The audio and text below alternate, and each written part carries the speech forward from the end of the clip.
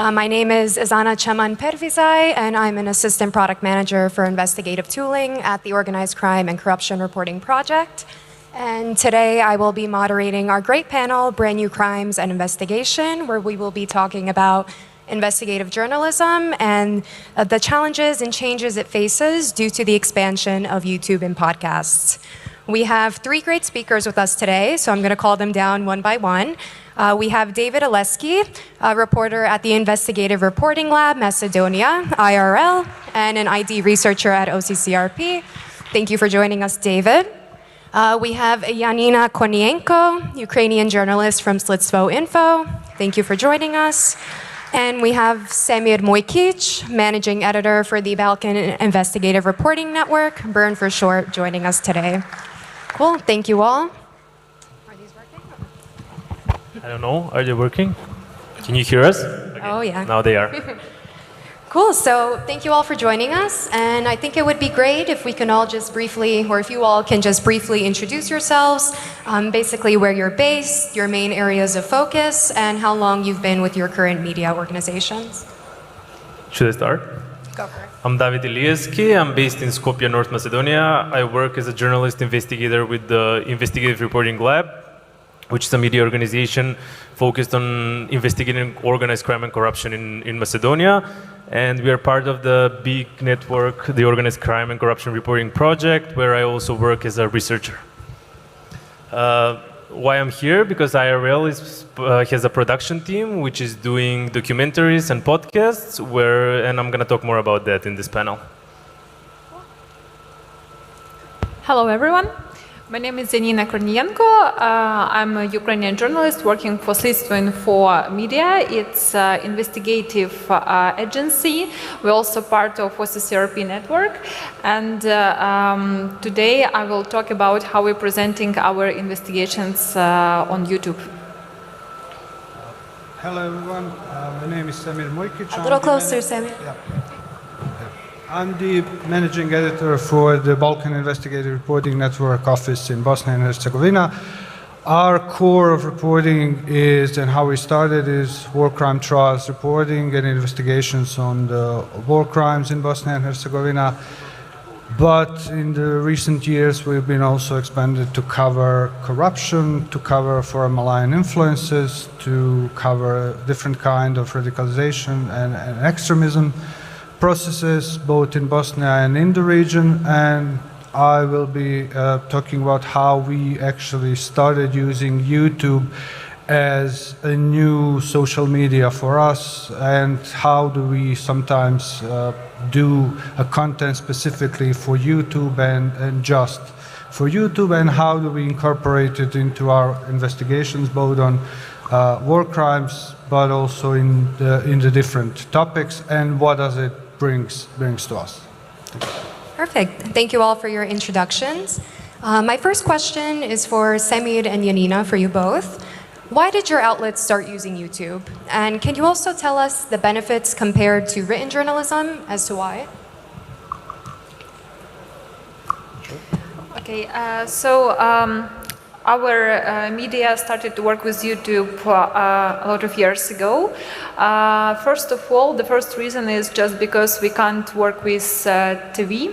In Ukraine, Ukrainian TV channels are mostly owned by business or politicians, and according to our ethical rules and philosophy, we won't work with them. So we wanted to do investigative journalism, independent. That's why we started to produce investigations on YouTube. That was the first reason. The second one is Ukrainian audience don't really like read complicated stories, and I think as all other audience in other countries. So we tried to pack these complicated schemes in videos to make it easier for people to understand what is going on.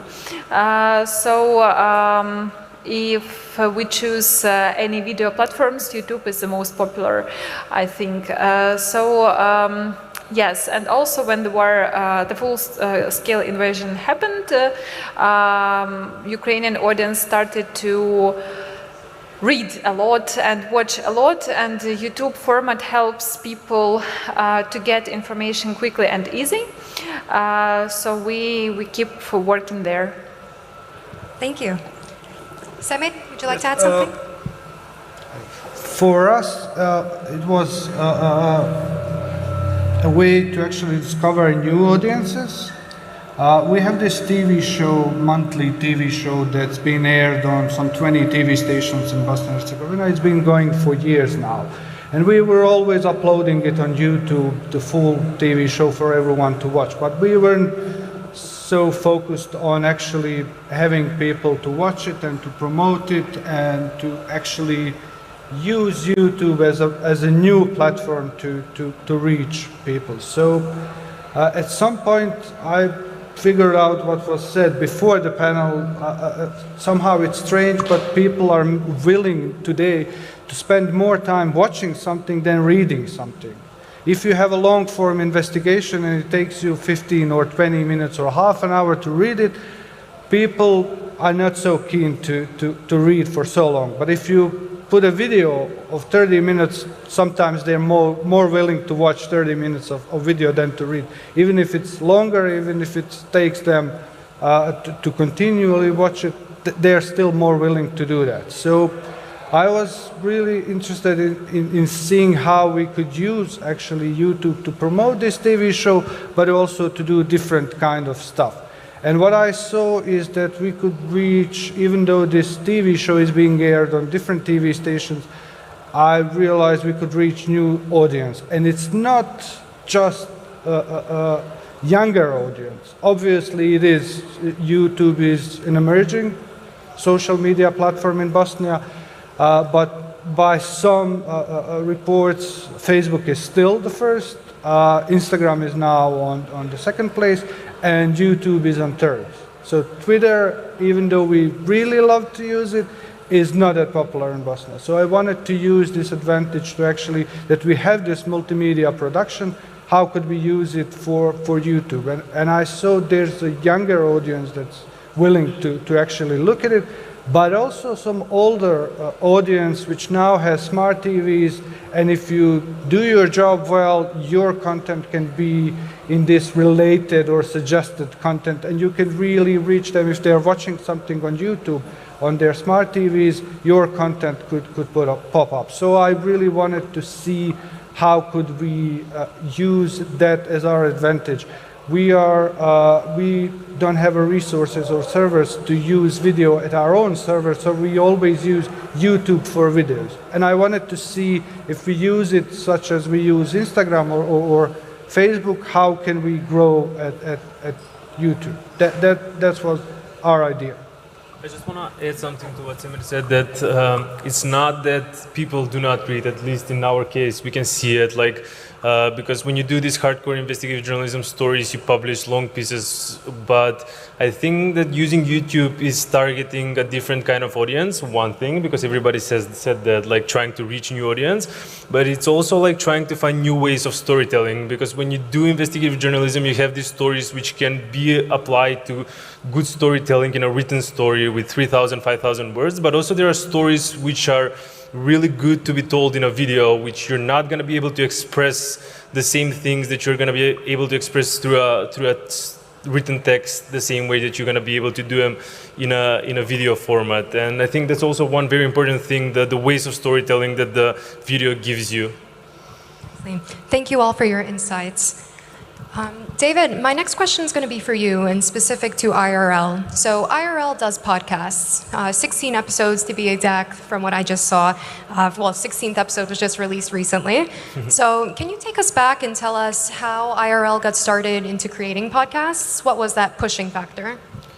So basically, IRL is existing for around 5 years in Macedonia. It was founded by Saška Cvetkovska and a small team of journalists, which in the media landscape, which was very unstable, same as everywhere else in the Western Balkans, mainly everywhere in the world now. We can see that it's a very unstable media market. We decided to try and find different ways of how we're gonna shape and tell these stories. So 2 years ago, when you do this, as I mentioned before, hardcore investigative journalism stories about corruption, about organized crime, they're not always the ones that you can only tell through written texts. So through the efforts, we managed to set up a whole production team which started to do documentary series. 2 years ago, we started producing a documentary series called Newsroom. And they're basically long-length documentaries, and we are collaborating with filmmakers, directors, movie editors, which are helping us to find other ways how to tell these stories. So basically, we were producing this documentary series for 1 year, and we were publishing it on YouTube and on the national broadcasting channel. And it got a lot of traction, and people started watching it a lot. So the idea for the podcast came with this documentary series. We initially wanted to have like a podcast which will talk about the behind the scenes of the investigations that you can watch in the documentaries. Rebuilding trust in media is a very important part of our work, and through showing how journalists do their work, and through showing how we dig through documents, how we try to do our work in the most ethical and professional way, I think that's one way of how you can regain trust. And the podcasts give you an insight of what we do as a journalist, what we face when we are investigating these stories, because we are always like under a lot of pressure. My colleagues will be able to say the same thing, that when you do this kind of stories, there are interesting things behind the scenes. So I think that people want to listen to this kind of stuff. So basically, this is how the podcast, the name of the podcast is Talks in a Newsroom. Basically, it's kind of, the idea was to give an insight about the journalist's work in IRL. But just to finish up, it kind of got the traction. People started watching the podcast. So basically, there are tens of thousands of views on each podcast, which for a small country like Macedonia, which has an audience base of less than 2 million, I think the numbers are good. So when we saw that, we decided to have like this podcast as a regular thing, which we publish bi-weekly. We publish once every 2 weeks. So basically, we have this podcast. We expanded it beyond only the documentary series, and we still give insight on the investigative stuff, the interesting parts of the journalist's work. Perfect. Thank you, David. Really interesting. So we have a nice mix of organizations that do podcasts and organizations that make informational videos for YouTube and so on. So I want to open up this next question to all of our speakers. Are there any specific challenges or opportunities, rather, that have emerged with the rise of YouTube and podcasts, specific to your organizations, or if anything you just want to mention generally? Yes, in Ukraine we had a lot of we got a lot of views last year. A lot of audience come to our channel, and we produced a lot of videos first months of war, and it brought us 1 million views for each video, and that was a big challenge for us, because we had to keep this frequency of publishing, to keep this audience on our channel. But I think it really depends on topics. Actually, no one knows how it works, and I think even our communication team don't understand how it works. But people go away, and now we have a big hole in the views. People don't watch it so much, and I can understand them. The big, all that violence we have to show, and all that violence we watched a year ago, it's not possible anymore to watch that much. And I think it might be a reason why people don't watch videos so actively as it was before. But at the same time, we have doubts. Maybe they won't watch it, and we try to propose them stories about corruptions again, not only about war crimes as we did last year. and maybe we should publish more about war crimes, and then the audience will stay with us because we want to work for people and we don't want to work just to do it for us. And of course it's important for us what people think. So yes, now we have like a biggest challenge. We don't really understand what people like and what not, and what audience is our, because before war it was people who watch stories about complicated offshore schemes, about domestic corruption. Then our channel grew up with people who watched about war crimes, and now we don't know who are them anymore because it's mix of both, and we also mix stories, and that's why we can't choose which is our best way to work. So I think this is a big challenge for us in YouTube, and also we have a lot of competitors. By competitors, I mean not only a media, but also a bloggers who produce not really, I won't say good content, but let's say fact-checked content, and they get a lot of views just because of the way they show it, the manner of presenting, and maybe they make things more simpler, which we can't allow to do for ourselves, because we need to do it properly according to all journalism standards. And I think these bloggers are huge competitors for independent media nowadays. So I think this is our most challenges last months. This is an interesting topic that Yanina mentioned. Is this working? Yeah, okay. I think this is an interesting topic that Yanina mentioned in terms of how you're trying to structure the way of the YouTube algorithm and what you're trying to produce when it comes to YouTube. And when you try to fit into that whole bubble where you have a lot of content producers, a lot of people who don't do just like the basic journalistic work and then try to tell the stories through YouTube, but they do not apply the same standards and the same professional ethical standards that a journalist should have.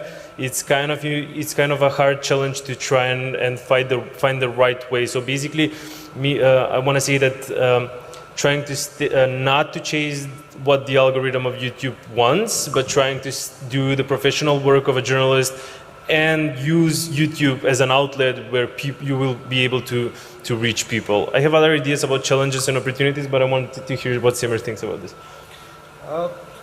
For us, the biggest challenge would be to actually switch and learn how to switch between writing style and formats to the video formats. It's completely different, and you have to train people to think differently. You have to think about all sorts of different things, and I would say that it costs much more than to produce just a written piece. It also takes much more time. And when I said you have to look at some specific things, for example, you always think in a written reports how to start a lead, how to make it rich, and how you want it to actually look. You have to do the same with the video. What worked really well for us, and it took us some time to actually realize it, you would usually start your introduction with some, I don't know, landscape shot or something like that. But if you don't start with the face, someone's face, there's a great chance that your video will be just swiped. So we actually learned that you have to start immediately your video if you want people's attention, because these first seconds when they decide whether they're going to watch it or not is really important. And it goes against your natural storytelling. You want time to set the place for people, for your viewers, for your readers to actually understand where you are, what's the story. But with these formats that you actually put on social media, and all we do on YouTube, we use it for Facebook and Instagram, you have to start immediately to get them actually interested.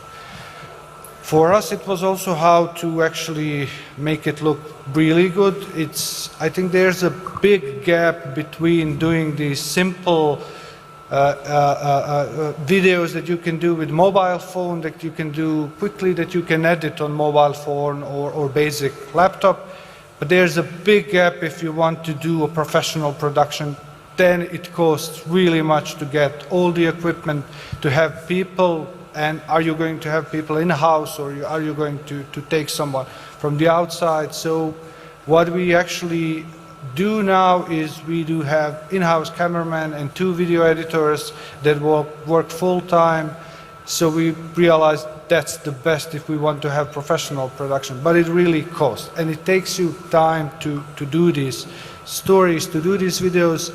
You also have to think, while you are doing investigation, you have to record it, you have to shoot it. You cannot do an investigation and then later on think, how can we do a video? You have to do it at the same time, because you want to show people how you did it, you want to record your people you are interviewing. Sometimes it makes you a problem because it's easier to get people to talk to audio recording than to camera. But all that said, I think there are great opportunities to actually reach new audiences, and for us it was also important because as we air on 20 different TV stations, we don't send them these shorter videos. And also for these longer formats, sometimes what happens for us, some of the TVs are not interested in actually airing it. Not interested because they think it's badly done. But some of the topics, especially for foreign malign influences, if you do topic on Huawei, for example, then it's the question, who of these TV stations is going to air it, because they might have commercials from that company. So YouTube proved for us to be our direct channel to our viewers, to actually to go directly to them. I would say that the great opportunities are YouTube Shorts that you could use. For us, it showed that it usually has more views than a video you put on just a normal regular video. So it works really well. On the challenging part for this big investigation, fact-checking is also a problem when you do video. It's different, and you want to do video as quickly as possible with the story. Sometimes you change something changes in the story. It's much harder to change something in video editing than it is to change something in a story. You just rewrite the sentence. Here you have to record audio again, or you have to do graphics again. It's different. I'm gonna agree that the most challenging part in the video production part is the resources in terms of money, because video production, as Semir said, it costs a lot of money if you want to do it the right way. And we in IRL decided that we're gonna take an in-house team, but we took a team that was previously not working in the journalistic world, but was fully in the movie production business. Directors, movie editors, people who came from a different sphere, and we decided to take a little bit of a different approach. We don't go with the standard YouTube algorithm that we need to catch the attention of the audience right away. Sometimes we are sure that this does not work in the best interest for people to watch the videos, but on the other hand, I think that building audience is a slow progress, and you need to teach them what you're doing. So the approach that we took is having these long-length documentaries that have a 3-act structure, and they go slow. Then they set up an antagonist, a protagonist. In our case, the antagonist is the journalists who are investigating this story. So basically, I think it's a little bit of a different approach. But coming from here to the opportunities that these ways of storytelling gives you, especially with the podcast and with the documentaries, is, I mentioned this before, but it's building trust in journalists, which I think is one of the biggest issues at this moment in the world, because people do not trust us, people do not read news, people do not listen to news, people think they are entitled to their own facts. And one of the things how we decided to tackle this is that we as investigative journalists try to uncover the truth, try to uncover crime, and it's for the people outside this world, this is a very interesting thing, we always, as mentioned before, we always watch these crime series or crime podcasts which give you an insight of how somebody is investigating, and people most usually think that us as journalists just gonna take the information and we're gonna give them to you, but we as journalists, it's a tedious work. We go through a lot of databases. We talk with a lot of sources. We are under a lot of pressure while we are investigating. So basically, part of the documentary and mostly the podcast as well is telling you how much we do this work behind the scenes, meaning that we are the people who investigate, and the information that we are getting is not just served to us by some people in power that want to influence something, but mainly this is made for a good cause. We are fighting corruption, we are fighting organized crime, and we are showing you how we do this. Same with the documentary, same with the podcasts, where we talk a lot about how we do things, why we do things, and we also often in the podcasts call other journalists from other media outlets, and they share their own stories in terms of how they did an investigation. And I think this is a very important process, and we are seeing that people react to this. People are trusting us more, people are more open to talk with us, and people approach us to tell us their stories and to find an outlet where they can get the truth out. Perfect. Thank you all for your insights. I just wanted to piggyback off of something that was mentioned. So we brought up engaging new audiences. We brought up new storytelling techniques, trustworthiness of journalists. So I think the main question here is, how do you navigate between the balance of maintaining journalistic integrity and meeting the needs of your viewers? Because when it comes to YouTube or podcasts, most of the time, in many cases, it's prioritized entertainment or some sort of sensational content. So where's the divide? I'm just going to have a quick answer. There's no divide. Journalistic standards and professionalism is imperative, and there's no topic for discussion on this field. I don't think that getting more views can be put on the same level of discussion, whether we're going to sacrifice the integrity of the journalist just to get more views. So just a quick answer, no topic of discussion. Okay. Everyone agree? Yeah. Okay. All right. So moving forward, question for each of you. Can you mention to us an example of a notable investigative journalism case or anything that you did that was a huge success, let's say, and made a huge impact that came from either your YouTube channels or from podcasts?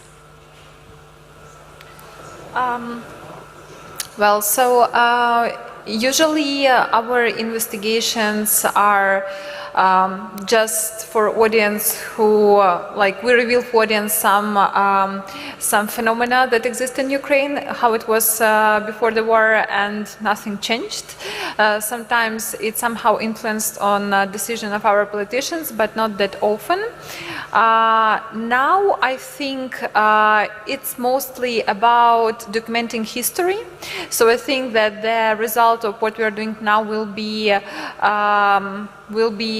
easy to see in a years, because what we are doing, big part of our work is just documenting war crimes. So we're going to a place where a crime was committed, for example, killed civilian. We are doing a field work, just collecting some papers on the ground, just bullets, etc. to, for example, recording from cameras on the street. Then we get back to office. We analyze it. We trying to get a list of Russian soldiers based on that village, for example, if it was a village. Then we try to identify all those Russian soldiers from a specific military union. We print their faces, get back to a village, show it to people, and people recognize them or not. If people recognize them, we have a story about a specific killer, not just a random army who committed a crime, but a specific soldier who did it. We know his name and we know his face. This is just a simpler, quick stories we do every week. But we're also doing documentaries, and last two documentaries is about deportation of children to Russia, and basically my colleague, she managed to get back them home, and we film all the way how those kids who was they was in a Crimea, on occupied Crimea at that moment, and she contacted them just to ask about how they appeared in that territory, and they said they didn't want to go there. They just forcibly moved to this city, and they want to get back home. And we realized that this is already our sources because we talked to them, and they are under danger because of us. And we tried them to leave to get back to Ukraine. So they traveled through Russia, through Europe, and get back to Kyiv successfully. So I think it's a successful story because kids are safe now. And to show it to our audience, we usually do presentations in a cinema, if it's a documentary, and I think it's really powerful tool because it makes something special. Because when you just publish it on YouTube, it can pass in an amount of random videos from bloggers, journalists, news, etc. But when you do a movie presentation and the cinema, people come here, people make an effort to come and spread it around friends, and then it becomes a new itself that Slidstvo.info presented movie, so it's become more special. Talking about successful story now, I think all story when someone survived is already successful, but talking about corruption, it depends on case, of course. Thank you for sharing. David, Yep. Semir?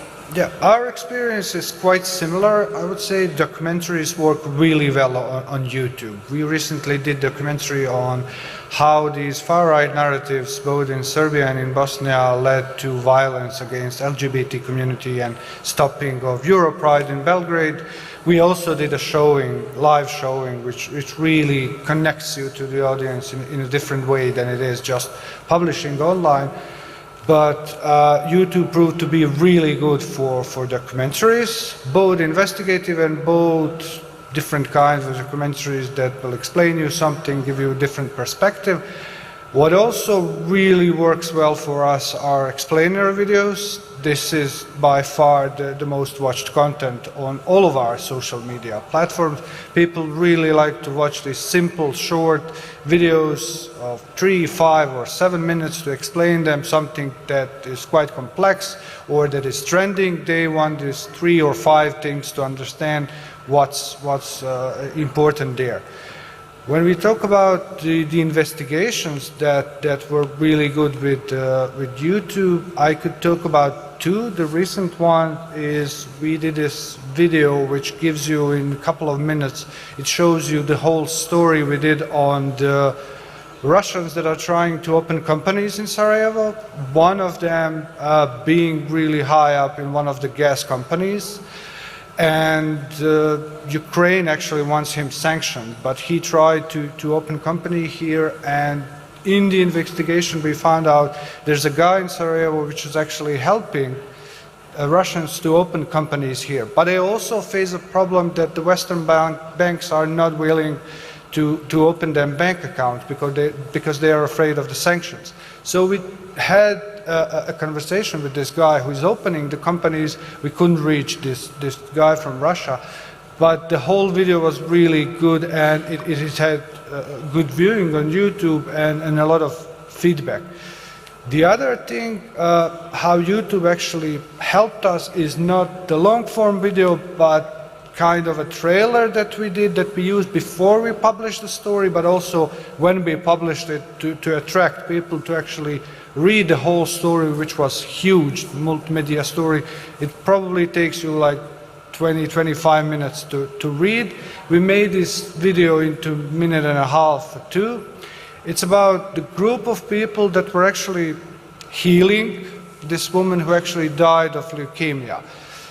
Her disease was curable by the words of her doctor, but at some point she connected to this group of people. She listened to them, she refused the official medication that she was recommended. In the end, she died.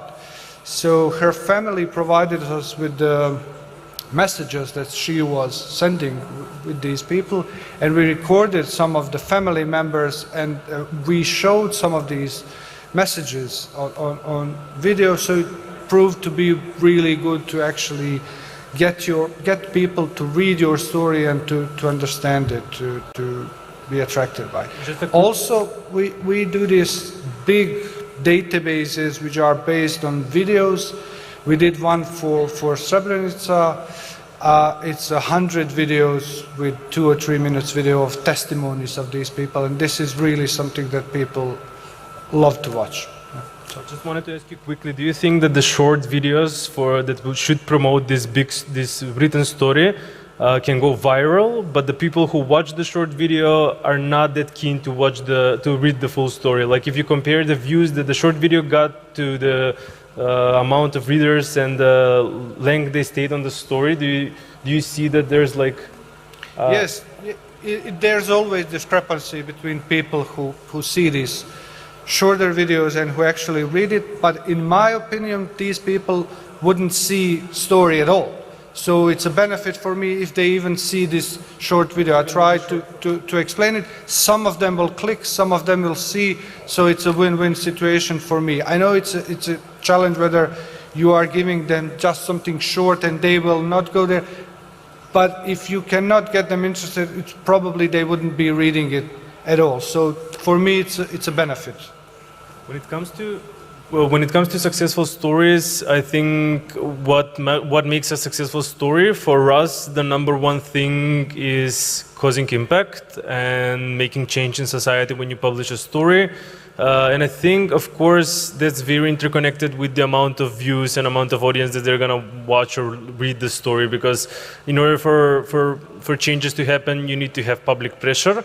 One really successful story that I want to mention that is coming from IRL is the documentary that we published last year. It's called Bad Blood. It was a long-length documentary about a cardiac surgeon in Macedonia, which was performing an experimental medical treatment on COVID patients. When we published the documentary, it caused a huge boom in Macedonia. Basically on YouTube, like 600,000 people watched it, which again, coming back to the audience group of less than 2 million, it's a lot of people to watch this documentary. But why this story was successful? Not only because it got a lot of views, but because the prosecution was proactive on this case. Now he's facing charges, he's in court. They are charging him for scamming people and endangering people's lives. Hopefully he's gonna go to jail for that. But why I wanted to mention this story is because I think that the connection between good, ethical and professional journalism and finding a new way of storytelling, having this 60-minute documentary with a 3-act structure where the journalist is an antagonist of the story and he's facing this protagonist, the other way around, sorry, the protagonist is the journalist, and he's facing this antagonist, which is the bad guy in the story, this doctor who is working not in the way that the doctor should work. And I think that this caused like and intertwined into this, you have the victims the families of the victims who the people in the hospital died.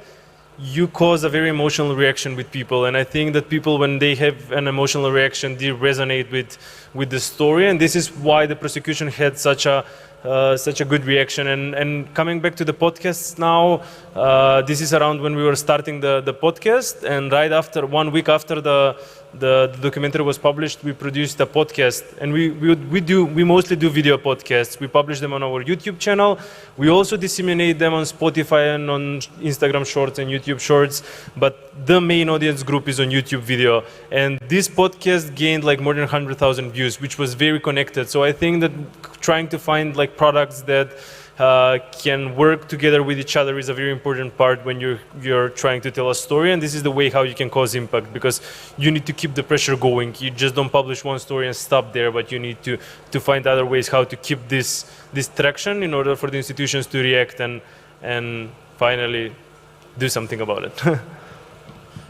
So we're reaching the end before we get to our audience Q&A, but I just wanted to thank you all for your insights, Semir, Yanina, David. And I think we're all excited to see the future of investigative journalism when it comes to YouTube and podcasts or any other platform that may arise in the upcoming years and new trends and developments. So I just wanted to say that we had some great discussions today, and we would love to open up the floor. We have, I think, 15 minutes for an audience Q&A. So if anyone has any questions, please let us know, and we'll have someone come to you.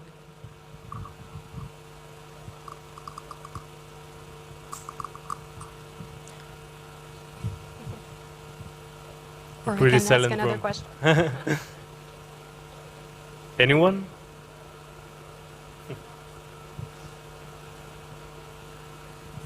Maybe I can just throw in another question then. Yeah? If nobody has any. Okay. You know, I have a lot of questions about YouTube. It's funny that maybe all those people know about YouTube and can say, because I'm like, I was really surprised we have to tell something about YouTube to people, because we like completely lost about its algorithms and how it works. So yeah. Ask away, Yanina.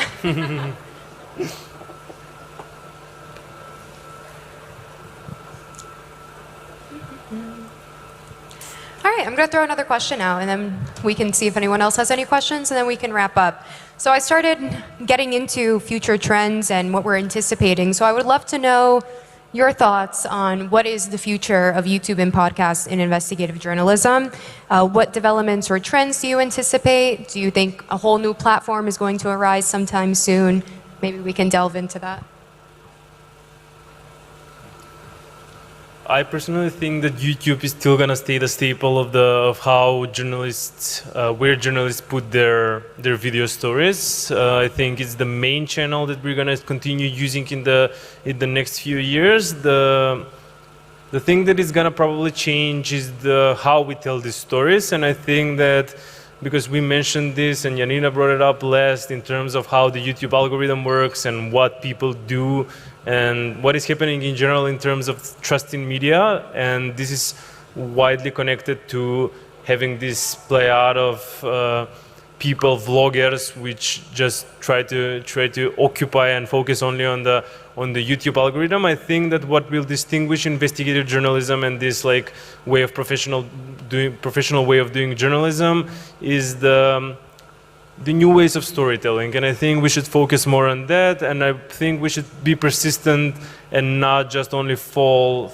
just to be clickbait and just try to get the views, but stay focused and stay on the path that we are here to tell the truth, we are here to expose crime, and we are here to bring change in the society. So I think I'm not seeing that in the next 5 years, for example, in a short period of time, there's going to be a huge transition in terms of where we put the stories out, but I'm seeing that it's going to be a hard fight in terms of how to combat these clickbait outlets. I completely agree. I think that storytelling is the solution for those who want to work with investigations, and we also pay a lot of attention to a cover photo on YouTube, because before a person click on the video, they see a cover picture and the heading, and we pay a lot of attention how to call it and what to put on this picture to make to attract the audience. So I think a good taste of these covers is really helping too, and I also think that YouTube will keep being the main platform for videos. However, we will see something opposite. I remember SoundCloud, no. Yes, that was popular when it was a COVID, and everyone expected it will be a revolution, but I don't know how it in your countries, but in Ukraine, you've seen people even don't remember how it's called. Right, so I think, yes, we should keep learning how to work with YouTube, learn more our audience and to understand it, to meet them, and that will be a key for success. I think most of all, the video is here to stay. I think it's going to grow the usage of the videos, both in investigative journalism, but in all different kinds of journalism. I see that our production now has much more videos than we used to do. It was maybe 5 to 10% that we were making videos of all of our content.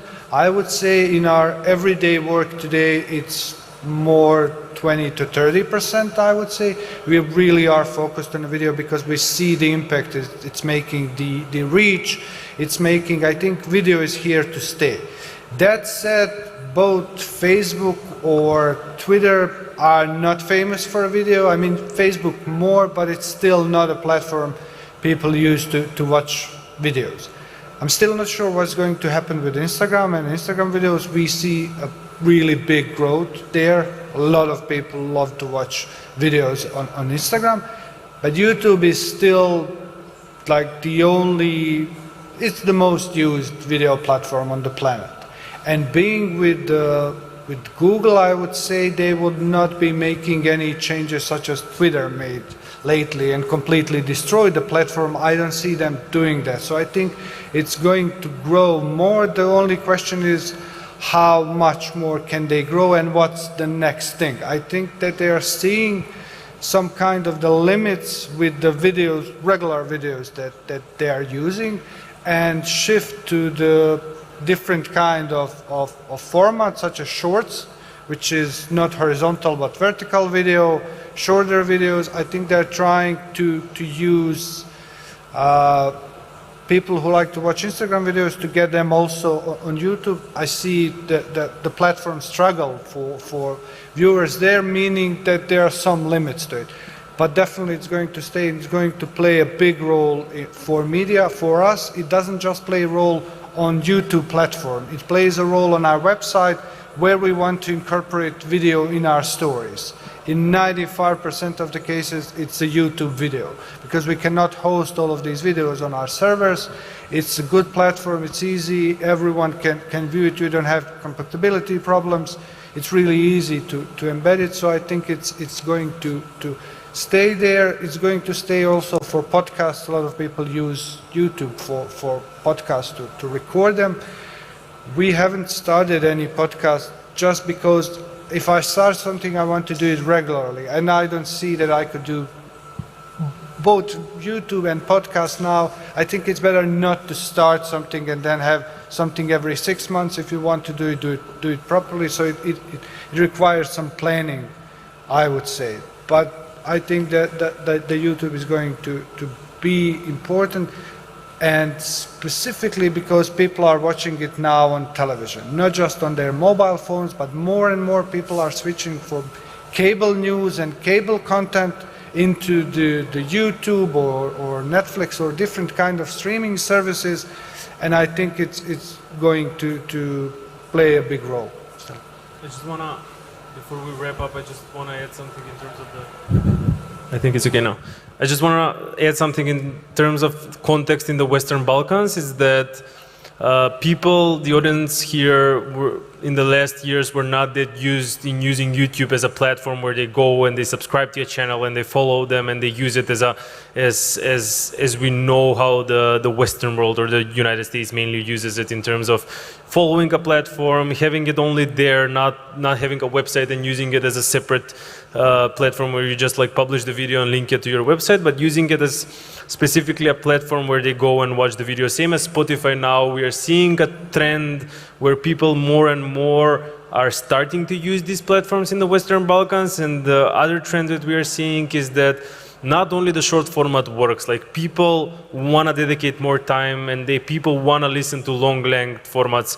And the biggest example with this is the podcasts. We do podcasts which sometimes last 2 hours, and we see that people watch more than an hour of the podcast, which is a lot of time for somebody to spend on their phone or their headphones, and this is like mostly a video format of podcast. So I think that we as journalists and we as producers should not fall in the loop and only focus on the short format and do the short formats because it's easier for people to scroll, but we need to educate people and we need to produce more long length format and make them consume it in a better way. Okay, so thank you all for your valuable insights and for the work and the impact that you and your organizations are making. I hope that this panel was helpful for everyone, and we are going to wrap up there.